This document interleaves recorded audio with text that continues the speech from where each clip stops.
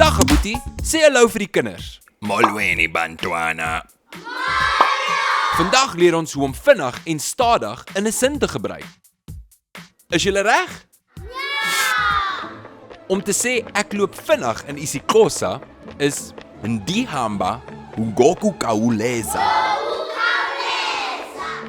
En om te sê ek loop stadig in isiXhosa is ndihamba ngokucotha.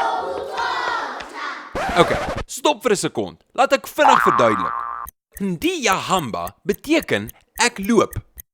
Maar vir hierdie sin gaan ons die ja uithaal en net sê ndihamba. Ons maak dit 'n bietjie korter. Ukukhawuleza beteken om vinnig te wees. Maar ons moet ook nga insit. En wanneer nga saamkom met ukukhawuleza, word dit ngokukhawuleza. Ndihamba ngokukhawuleza. Kyk gou-gou na hierdie voorbeeld. Om te sê ek hardloop vinnig in isiXhosa is ndibaleka ngokukhawuleza.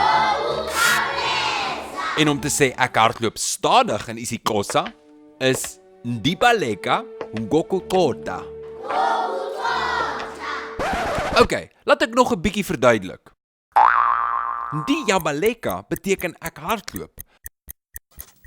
Maar nou maak ons dit 'n bietjie korter en ons haal die ja uit. En sê net ndibaleka. Ukucotha beteken om stadig te wees. Maar ons moet weer die nga insit en wanneer nga saamkom met ukucotha, word dit ngokucotha. Ndibaleka ngokucotha. Kyk gou-gou na hierdie voorbeeld. Om te sê ek eet vinnig in isiXhosa is nditya ngokukhawuleza. En om te sê ek eet stadig in isiXhosa is nditya ngokucotha.